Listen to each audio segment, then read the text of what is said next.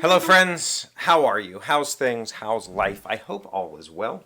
Everything here is fantastic. You know, every now and then I put out a video that gets some attention, gets 100 and gets 500 times more attention than normal. So I thank you for commenting and being engaging on this. In case you're not aware, last week I was at GenCon. And on Monday, I posted a video about my thoughts about how GenCon 2025 felt and how it was different and off. For reference, I've been going to GenCon since 1996, so almost 30 years of the show, and I felt like this year was a very, very weird year. And from the majority of the comments, I would say most people agreed. It wasn't the same kind of energy. And I found that very interesting, so I talked about it on Monday. And then I came back and talked about it again yesterday. And I have a lot of questions or a lot of thoughts or a lot of comments. So I wanted to touch on some of that today to get some answers out. My answers. One person said on the Gen Con was different. Daggerheart. I have no idea what that is. Never heard of it. Don't know what you're suggesting there. I assume it's a game. Okay. Lots of people talked about 12 Rivers. I did forget to talk about 12 Rivers. It wasn't for me, but it seemed to do okay. This person, Gloss on Billy, said that Roth from Chip Theory sold out on Saturday, and it was being played a lot in the JW. I haven't been to the JW in a while. I miss going over there. It was a really good open gaming scene there every night when I stayed over there last. It's the 25th Century and All Play got picked clean. I agree, but also, as I mentioned in yesterday's video, 25th Century and All Play basically just published old Reiner Knizia titles this year. They had a ton of those, and they sold a ton of those, and that's great. I'm happy for them. 2-1 Lazy asked, a bunch of people said they were going to harass Czech Games. Did that happen? CGE, if you don't know, decided they were going to publish a new version of Codenames called Return to Hogwarts, I believe, and that didn't sit well with the gaming community at large, and they basically had a big backtrack from all of that. And I don't know what's going to happen. I assume they'll still publish it. I don't think that they care that much. They are a European publisher. But there was some backlash. And I will tell you, I did not see any harassment happening in the hall. And I also did not see Return to Hogwarts anywhere in the hall. Czech Games had 2 booths in the hall, plus their room. They have their own, they rent their own room, and they do all of their sales in there. They don't have sales on the show floor. On the show floor, though, they had 2 booths. They had one at the end of near the end of my aisle. I was in 235, so somewhere between 2 and 3, they had an end cap booth that had just Codenames in it, and I don't really know what that booth was for. And then at the front of the hall, like around probably 900, 800, they had a booth set up that had like SETI and Codenames and some TVs. I never saw anybody in that booth. I only walked by there in the mornings before the hall was open. I saw no harassment of any kind, and I heard of no harassment of any kind. I think most people were just pretty dismissive of it, honestly. Rocky OV said, the vibe of Gen Con was off. I think a lot of companies made bank, but I also felt nervous energy. Maybe it's the economic climate and how things are in flux. I'd say that was a lot of it. I'd say that was quite a lot of it. Let's see. Card games were huge this year. Again, I think that's a trend we'll see to grow until the economic climate resolves itself. Yeah, there was a lot of little card games and actually a lot of TCGs, which is something I did not expect to see. Everybody's still trying to make it the next TCG, and unfortunately there hasn't been one. There isn't one. I'd say the biggest next TCG right now is Star Wars Unlimited. But everybody got to try. You got to try. I can't fault anybody for trying. Then he said, being a part of the industry, this is still Rocky, being a part of the industry, are companies happy about their games being used in the game makers? Do they care? We got asked, so it's not like they're just doing it. They asked everybody, and every game in that game and some Easter eggs in that game were approved by publishers. So, in fact, they brought me like a giant version of the Robinson Crusoe card that's in the game to put in my booth this year. So that was cool. So yeah, I don't have a problem with it. I think it's cool. It was nice that they asked everybody. I don't know that they had to. They might have been able to just get away with it, but they did use our actual box art, and I think there would have been issues had they not asked. So they asked because they're polite, and I think that's a good thing. Let's see. This person, Steve Michael, was talking about going to Gen Con almost as long as I have, and I'd like to talk a little about his attention here. He said, "This is the crux where I think I disagree with your position a bit. I would argue that most people don't attend Gen Con to grab the latest game. Granted, if some are there, they will grab them for sure, but it has little impact on them attending. They want to come with their friends and family." I don't disagree with that. I really don't. But for a while, that was the case. For a while, at the height of like new people were entering the hobby in droves. People came to Gen Con exclusively for new releases. Like that's what they were there for. That was their biggest pull. I agree with you, however, that has slowed down a lot over the last decade. There's less and less just swaths of new people.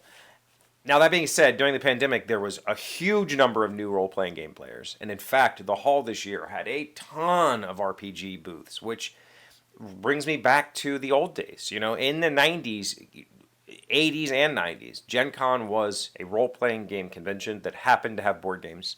And then somewhere in the mid-2000s, it shifted to this TCG board gaming convention that happened to have some role-playing. And role-playing just slowly died. And then suddenly in the 20s, it came back. And I'm happy for that. I love the fact that we have so much diversity of interest in the industry, that there are people who do both, and there are people who do one or the other. And that's great. And so while I agree with you that this year was definitely not the year for door busting and like running to the booths to find the new hot title, and most people were there to enjoy themselves, I would argue that there are people, and in the past there have been huge numbers of people that go there just for the new releases or to find the next thing. I have seemed to find, in my opinion, as a publisher, I get approached constantly by media, whether established media or like new people trying to establish media, whether it's influencers or complete dedicated channels. I get approached by so many people asking for my products, asking to feature my products on their channel, that sort of stuff. This year, very few, very, very few. I feel like there's a lot less people trying to get into the review space and the game space. And so maybe that's part of it as well. Like there's not as much kind of natural like fervor being spread by people. So yeah. Let's see. I think there was another question. Xtadius said, "Would you say that most people in the industry do not take risks anymore to renew the genres, to innovate? It's always take this from that and take this from that and let's copy what already exists." Yeah, I mean that's everything ever. This is a industry built on art, whether it's actual painting or whether it's the art of designing a game. Yeah, it's just repetition. It's just taking somebody else's stuff and remixing it. That's been the way it's been forever. I would say there's a lot of people taking risks. If you look, you'll find the risk takers. Unfortunately, their games are not being things that are being widely heralded because they are risky and adverse. Take, for instance, I'll pick on my company. Portal Games did a game 2 years ago, last year, I don't remember, called Thorgal. It is a storytelling game based on a Polish-French comic book, and it is very quirky. It is a very quirky game with a very quirky IP in America. Nobody knows this comic book in America. But the game itself is phenomenal and uses some really, really weird mechanics. Like just very bizarrely strange mechanics that are very fun. And they're very innovative. And because of that, nobody plays it. It's just how it is. People want more of the same. And yes, you can take risks, and risk will, some will bubble to the top. And the hope is that once somebody has taken that risk and massaged it into, you take a ball of clay that starts off raw and unfiltered, and you turn it into something that becomes more desirable, then I think that next thing, whatever it is, it was deck builders years ago, TCGs in the 90s, it will bubble to the top and we'll figure it out, and then you'll start to see lots of innovation on that. And I think as far as broad innovation goes, yeah, there's not a lot of risk taking, because when you're talking about spending, you got to remember something. In that hall, The board game industry is still a very, very grassroots industry. There are corporations in that hall that have employees who are paid a living wage and have retirement plans and medical. The vast majority of people in that hall are doing it as a hobby.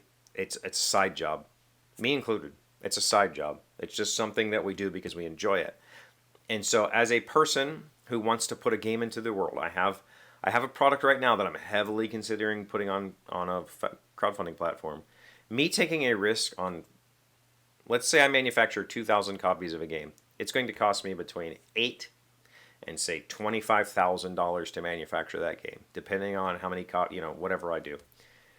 That's a huge risk. And are you going to take that risk on something nobody's ever seen before that may flop? Probably not. You're going to take the safer bet and innovate on a existing thing and make it a little bit better and see what happens. It's tough to say that you're going to take a huge risk. I know there was somebody else I responded to today and said I would talk to them, or I would answer their question in the comments, but I guess I forgot to write it down. So maybe I will do that again, tomorrow or something. If you have questions, you should put them in the comments down below, or just thoughts in general. I love reading to you. I've responded to most of these, if not all of them. So thank you for doing that. Thank you for watching the videos. Thanks for being good friends. I appreciate it. I appreciate the civility as well.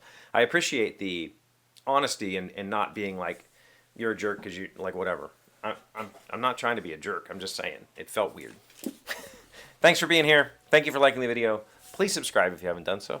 I appreciate you very, very much, and I'll see you again tomorrow. Page 1000 plus little things happy, successful people do differently. We're learning 20 things to start doing in your relationships. Number 18. Leave petty arguments behind. There are many roads to what's right, and most of that time, it just doesn't matter. Good Lord, does it not matter. Yes, please, leave that stuff behind. My wife and I like to take the stance that it's okay to have those feelings, but let them go.